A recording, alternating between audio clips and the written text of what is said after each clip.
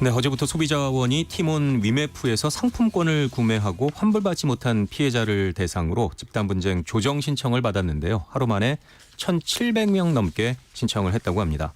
이렇게 티메프 사태 피해도 수습이 안 되고 있는 상황에서 또 다른 온라인 플랫폼이 문을 닫으면서 수백억 원의 미정산 피해가 또 이어질 것으로 보이는데요.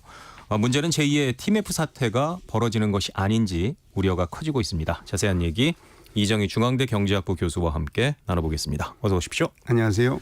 자, 우선 티몬 위메프 사태에 대한 내용부터 짚어보죠. 논란이 됐던 상품권 피해에 대해서 어제부터 한국소비자원이 집단 분쟁 조정 신청 절차에 착수를 했다고 하는데요.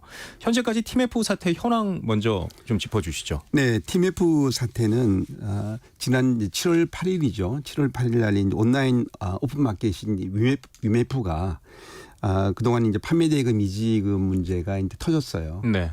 판매대금이라는 것은 판매자가 판매한 대금을 온라인 플랫폼 중개 플랫폼이 가지고 있다가 이걸 이제 정산을 해야 되거든요. 네. 사실은 빨리 정산을 해야 되는데 이 정산 기간이 상당히 이제 길고 특히 이제 이 티메프 같은 경우는 정산 기간이 뭐 길게는 2달까지. 그러니까 판매 대금을 한 2달 동안에 못 받고 있는 거죠. 지금 판매업자한테 주지 않고 네네. 이 통신 중개업자가 이제 지고 있었던 거죠. 근데 그냥 가만히 지고 있었으면 괜찮은데 이 돈을 이제 뭐 지금 돈이 없어진 거죠. 판매 대금이 없어졌으니까. 근데 판매 대금이 없으니까 이제 정산을 어쨌든 뭐 2달이라도 2달 후에라도 받으면 정산을 해줘야 되지만, 되는데 예. 돈을 못 돌려주는 사태가 이제 발생을 한 겁니다. 해봤더니 이제 판매 대금이 이제 없어졌다. 이런 문제로 시작이 됐는데 결국에는 뭐 이 부분은 그 모기업이 이제 Q10이라고 Q10은 싱가포르 베이스의 온라인 업체인데요. 이 업체가 국내에서 그 동안에 이제 그 최근에 가장 뭐 2022년도부터 22년 뭐 티몬 그다음에 위메프 뭐 계속 인수를 합니다. 인수를 해서 올 초에는 미국의 온라인 쇼핑몰 위시라는 온라인 쇼핑몰도 인수를 하고 또 4월 달에는 AK몰까지 인수를 합니다. 그러니까 요 짧은 시간 동안에 한 5개의 글로벌 국내 외국까지 합쳐서 한 5개까지의 어떤 그런 이런 온라인 쇼핑몰을 인수를 사실 했죠. 이렇게 자금난이 많이 이제 부딪혔겠죠. 거기다가 네. 큐익스프레스라는 그 계열 물류회사를 미국에다가 이제 상장을 준비하고 있었습니다. 뭐 이러는 과정에서 아마 이 많은 자금이 필요했지 않았을까. 이럴 때 이제 이 판매 대금 이미 벌써 구영배 대표는 이 판매 대금 일부를 그 인수하는 자금으로 빌려 썼다라고 뭐 실토를 했는데 자 이렇게 보다 보니까 판매자가 지금 대금을 지금 못 받아서 엄청나게 피해를 보고 있고요. 또 한편에서 조금 전에 이제 말씀하신 상품권 뭐 이런 문제에서는 또 소비자가 상품권을 샀는데 상품권을 사고 상품권이라는 게 바로 사용하는 게 아니라 뭐 한 달, 2달 갖고 있다가 사용하죠. 사용하죠. 사용하는데 이미 나는 돈을 지불하고 상품권을 구매했는데 이제 이 문제는 이 상품권을 판매한 이 판매 대금을 이 상품권 이 쇼핑몰이라든가 뭐 예를 들어 백화점에 또 여행사한테 줘야 되는데 주지도 않으니까 이러니까 그쪽 업체는 이제 이 상품권 못 쓰게 만드는 거 막죠. 이게 사용 정지를 시키죠. 이러니까 소비자가 그러면은 내가 지금 돈을 이미 지불했나 나는 아직 이 서비스를 사용도 못했는데 이러니까 이제 환불해달라. 이렇게 이제 그러니까 집단으로 환불 이런 상황이 생겼죠. 그래서 이제 소비자원에서 지금 우리가 50인 이상이면은 집단 분쟁 조정을 대행해 줄 수가 있습니다. 그래서 지금 이제 집단 분쟁 조정을 특히 숙박, 여행 뭐 이런 부분에 대해서 이제 실시를 하고 있고요. 또 이번에는 상품권에 대해서도 집단 분쟁 조정을 신청을 지금 받고 있는 중에 있습니다. 네, 말씀하신 것처럼 가장 우려가 되는 부분이 티몬 위메프의 판매자와 소상공인의 피해 규모일 텐데요. 미지급금 규모 등 피해 규모는 어느 정도로 추산이 되고 있나요? 네, 지금 중소기업 주로 이제 판매자들은 중소기업과 소상공인이 많습니다. 이 오픈마켓에. 근데 지금 이 셀러들 판매자들의 피해 규모를 살펴보니까 지난 5월까지 판매대금 미정산 규모는 한 2,800억으로 지금 알려져 있는데요. 네. 문제는 지금 7월분 미정산 대금이 있습니다. 6, 7월분에 판매가 이루어졌거든요. 6, 7월 달도. 근데 이걸 합하면은 지금 약 1조 원 규모라고 알려져 있습니다. 그래서 만약에 6, 7월분도 이거는 거의 미정산 됐을 가능성이 많고 하기 때문에 그렇다 그러면은 전체적으로 미정산 규모가 1조 원에 가까울 수가 있다. 이렇게 지금 알려져 있고요. 또 뭐 여행사만 들어보니까 여행업계만 판매되고 미정산 내가 여행업계가 그 이제 소비자가 여행 상품을 사서 여행을 다녀왔는데도 네. 이제 그 여행 이 대금을 이미 소비자는 지불했죠. 그렇죠. 그런데 이 중개업체가 이걸 이제 다른 데 써버리고 만약에 돌려주지 못하는 이런 게 지금 1천억 정도가 있다는 겁니다. 이런 정도로 알려져 있기 때문에 이게 또 한편에 소비자 피해도 지금 분쟁 조정 지금 이제 신청을 하고 있지 않습니까? 이런 걸 따져보면은 이 피해 규모는 엄청나게 이게 직접적인 피해 규모만 말하고요. 네. 또 간접적으로 피해도 예를 들면은 이런 지금 사태가 발생하면서 또 중소 이런 플랫폼들은 지금 무너지고 있거든요. 왜냐하면은 소비자들이 이제 이제 나는 신뢰를 떨어졌다 보니까 그러니까 이제 거래가 이루어지지 못하고 이러면서 무너지고 있고 뭐 이러면서 상품권도 지금 잘 안 팔리고 있죠. 이러니까 지금 온라인 쇼핑몰에서 상품권 판매가 뚝 떨어졌습니다. 이러니까 전체적인 매출도 떨어질 수밖에 없는 뭐 이렇게 파급이 확산되고 있는 상황이다라고 하겠습니다. 연쇄적으로 피해가 더 커지고 있는 느낌인데. 그렇습니다. 이런 와중에 인터파크 커머스도 법원에 기업 회생 절차 개시를 신청을 했다고요. 네, 그렇습니다. 뭐 Q10의 계열사죠. 네. Q10이 이제 티몬하고 위메프만 인수한 게 아니라 인터파크 커머스도 인수하고요. 그러다 보니까 결국에는 인터파크 커머스도 독립적이지 못하고 그러면 이제 결국에는 Q10의 그런 방만한 경영에 영향을 받았을 가능성이 크고 뭐 아마 그렇기 때문에 이렇게 또 기업 회생이라는 이런 신청을 또 하게 되는 상황이고요. 그러면 또 남은 AK몰 같은 경우는 자유로울까?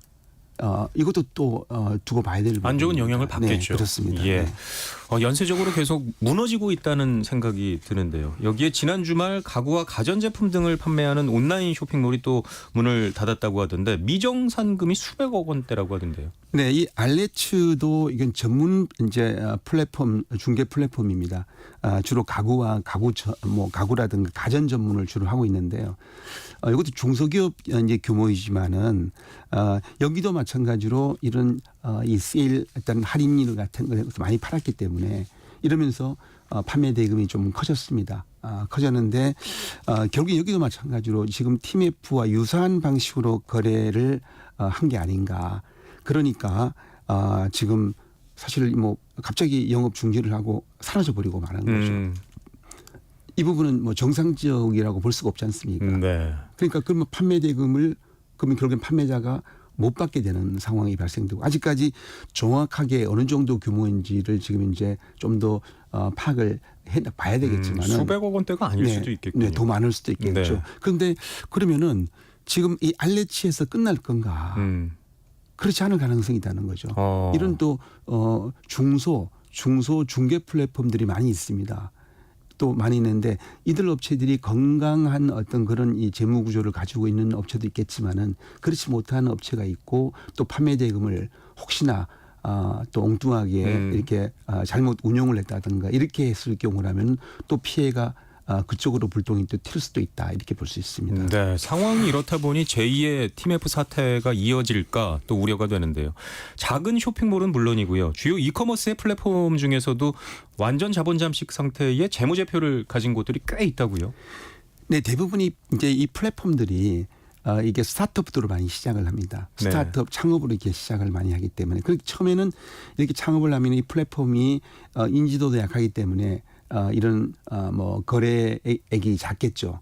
이렇게 되면은 투자를 많이 홍보도 많이 해야 되고 그러니까 사실 투자 자금이 없이는 이런 플랫폼이 제대로 굴러갈 수가 없습니다. 그러니까 이제 계속 투자금을 받는 거죠. 예. 그러면 그때는 어떻게 보면 지금 뭐 수익 관리를 하기보다는 외형 관리를 하게 됩니다. 외형 관리하게 되면은 그저 일단은 매출을 많이 올리자.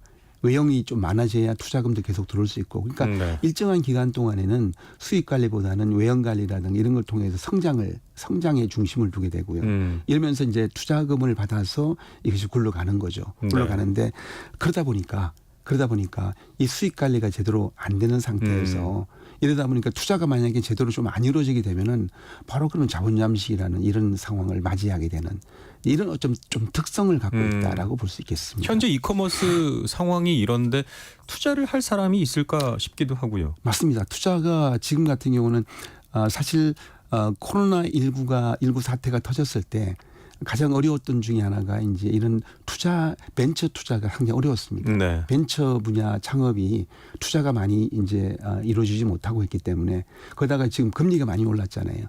금리가 오르면 또 투자가 좀 위축되거든요. 이런 상황에서 여기 신뢰까지 잃어버리게 되면은 사실은 투자 자금이 좀 마를 수가 있다. 이럴 경우에 지금 자금 문제가 아주 위급한 상황이 될 가능성도 많다 이렇게 볼 수 있습니다. 네. 추가로 투자를 받지 못하면 향후 사업의 지속 가능성이 불확실해지는 것 아닐까요? 그렇습니다. 왜냐하면은 그동안에 어떻게 보면은 뭐 이익을 많이 내서 투자 어떤 여력을 많이 가지고 있으면 모르지만은 그동안에 대부분이 적자였고요. 적자가 누적된 적자가 많이 있고 투자를 받아서 또 계속 사업을 이어왔기 때문에 만약에 투자가 이루어지지 못한다 그러면은 뭐 바로 뭐 문을 닫아야 될 가능성이 많은 이런 업체들이 있게 되는 거죠. 네. 문제는 또 현재 이익을 내고 있는 이커머스 플랫폼도 뭐 그렇게 많지는 않다고요. 네, 사실 뭐 그렇게 이커머스에서 가장 대표적인 쿠팡만 하더라도 2010년도에 쿠팡이 창업을 했는데요. 지금 수익을 낸 이 시점은 사실은 뭐 얼마 안 됐죠. 예. 그러니까 그동안에 계속 투자하면서 외형을 키우고 투자를 해왔기 때문에 엄청나게 많은 뭐 재무적으로 본다 그러면은 영업 적자가 많이 오랫동안 이어져 왔던 거죠. 그런데 이제 쿠팡 같은 경우는 투자 자금도 많고 여러 가지 뭐 그렇기 때문에 그게 버틸 수가 있었지.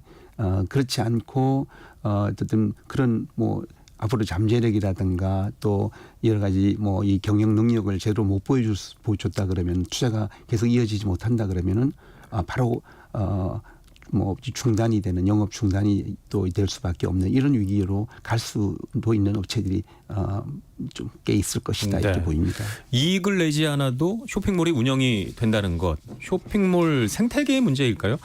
아슬아슬하게 적자 경영을 할 수밖에 없는 이유가 있는 건가요? 네, 결국에는 이 경쟁을 통해서 경쟁을 하고 있는데 일단은 당장은 이제 이익을 내려고 하면은 이러면 여러 가지 비용도 줄여야 되고 해야 되는데 비용을 줄이다 보면 소비자들한테 충분하게 아직까지 인지도도 높지 않고 이런 경우에는 결국 소비자들한테 많이 알려야 되기 때문에 그런 비용을 많이 써야 됩니다. 네. 비용을 많이 써야 되는데 그런 비용이 뭐 충분하지 않은 상태에서 사실은 투자 자금을 받아서 그 비용을 쓰게 되는 거고요. 이러니까 늘 좀 아슬아슬하게 이렇게 서로가 경쟁을 하는 상황이 되고 또 경쟁도 서로 치열하죠. 이러다가 결국에는 투자가 이어지지 못하면 문을 닫게 되고 또 어느 정도 인지도가 높아지면 이제 그 인지도가 높아지는 업체가 아무래도 그쪽으로 고객이 쏠림 현상이 나타나고 이러면서 점점 그 경쟁의 숫자는 줄어들게 되는 것입니다. 계속해서 아슬아슬하게 진행이 돼 왔군요. 네, 그렇습니다. 문제는 이번 TMF 사태에서도 봤듯이 결국 사태가 벌어지면 그 피해는 고스란히 소비자와 소상공인들에게 돌아가게 되는 것이 아닌지 우려스럽거든요. 네, 맞습니다. 지금 이번에 TMF 사태에서 보듯이 피해자들은 바로 판매자들인 중소기업과 소상공인이 가장 이제 크고요.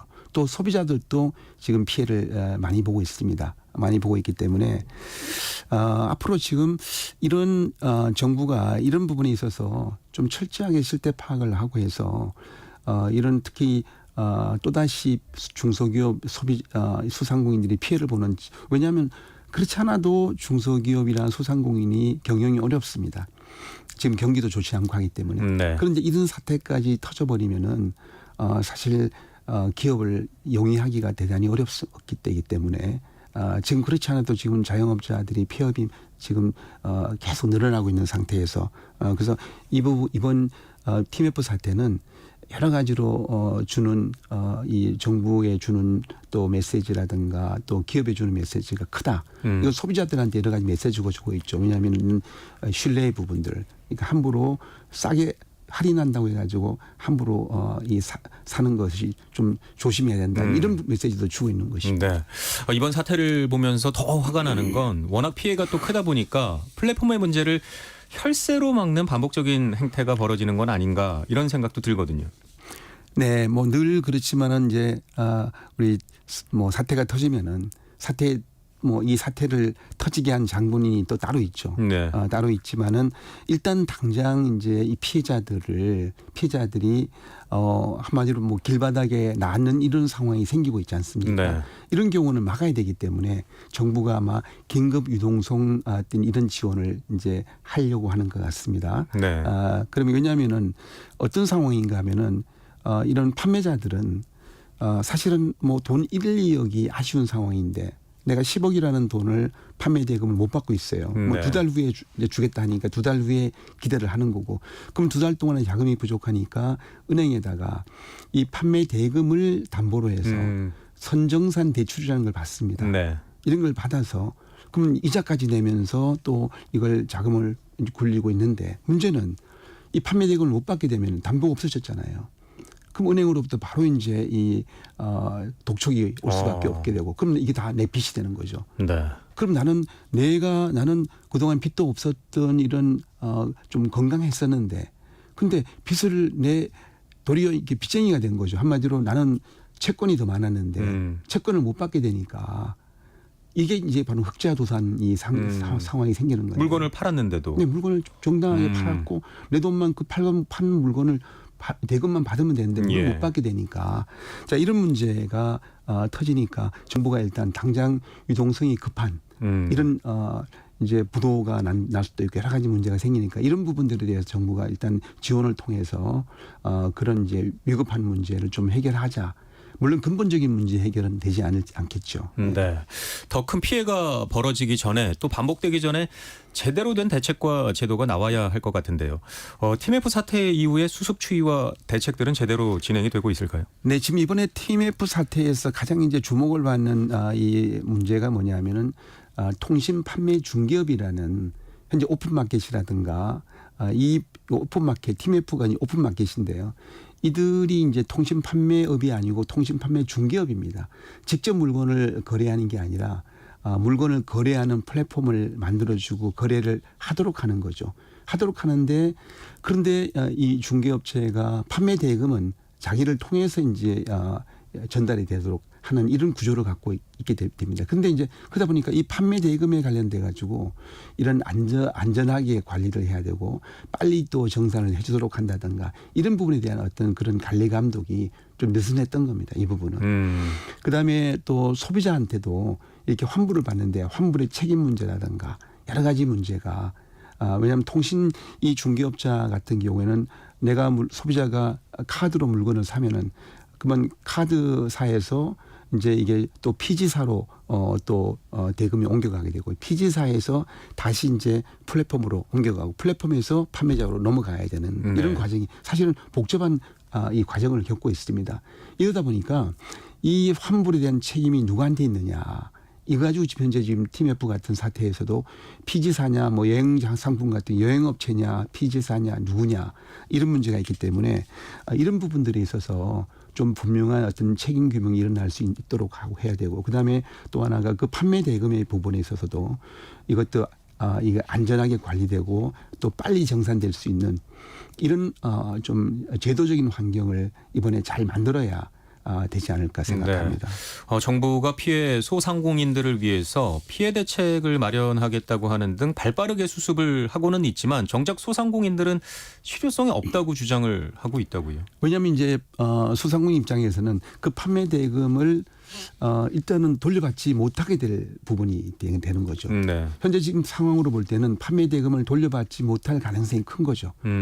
그래서 지금 Q10 그룹이 그러면은 Q10 그룹이 이 판매 대금 자금을 지금 만들어야 되는데, 근데 그러면 자산을 정리한다든가 이렇게 해야 될 텐데 아직까지 뭐 그 자산이 과연 순자산이 어느 정도인지 과연 판매 대금을 어느 정도 돌려줄 수 있는 여력이 있는 건지가 아직까지는 이제 드러나지 못하고 있는데요. 그래서 소상공 입장에서는 어차피 이렇게 되면은 뭔가 내가 대금을 돌려받지 못하는데 뭐 정부에서 지원할 수 있는 것은 판매 대금을 지원하는 게 아니라 그런 판매 대금이 어떤 이렇게 못 받고 있으니까 자금을 할 수 있도록 대출 지원을 정책 금융을 통해서 대출 지원을 하는 것이기 때문에 소상공 입장에서는 여러 가지 아쉬움이 사실은 클 수밖에 없다라고 하겠습니다. 그렇군요. 이번 티몬 위메프 사태로 국내 이커머스 시장의 지각 변동이 예측된다는 시각이 지배적인데요.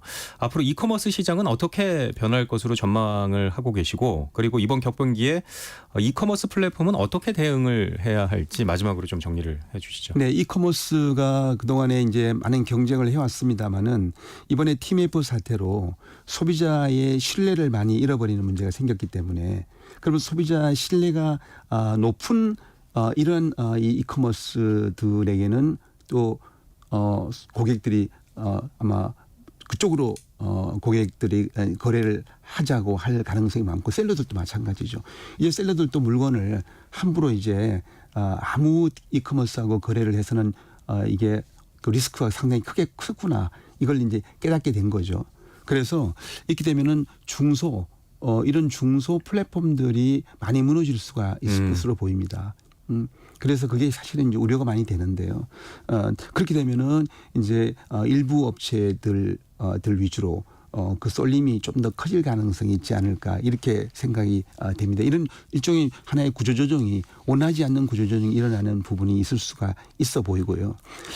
결국에는 이제 이번에 이 대응에 있어서는 지금 이 판매 중개업이라는 이 플랫폼 분야에 여러 가지 뭐 이 분야의 업종도 여러 가지입니다. 이건 뭐 오픈 마켓도 있지만은 그다음에 배달 앱이라든가 숙박 앱이라든가 뭐 다양한 분야가 있기 때문에 이런 분야에서 이게 제도적으로 미비한 게 뭔지 이런 부분들을 이번에 잘 좀 살펴서 제도적인 어떤 그런 보안 장치를 제대로 좀 만들어야 되지 않을까 이렇게 보고 이게 바로 이제 이런 온라인상에서 거래가 좀 활발하게 이루어질 수 있는 왜 신뢰가 없으면은 거래가 위축될 수밖에 없습니다. 그렇지 않아도 우리 경제가 안 좋아서 거래가 활발하지 못한데 그런 이번에 어떤 그런 제도적인 개선 또 보완을 통해서 이런 일들이 다시 일어나지 않도록 해야 되지 않을까 생각합니다. 네, 경제 핫 이슈 오늘은 자본 잠식에 빠진 이커머스 제2의 티메프 사태 가능성에 대해서 알아봤습니다. 중앙대 경제학부 이정희 교수와 함께했습니다. 오늘 말씀 고맙습니다. 감사합니다.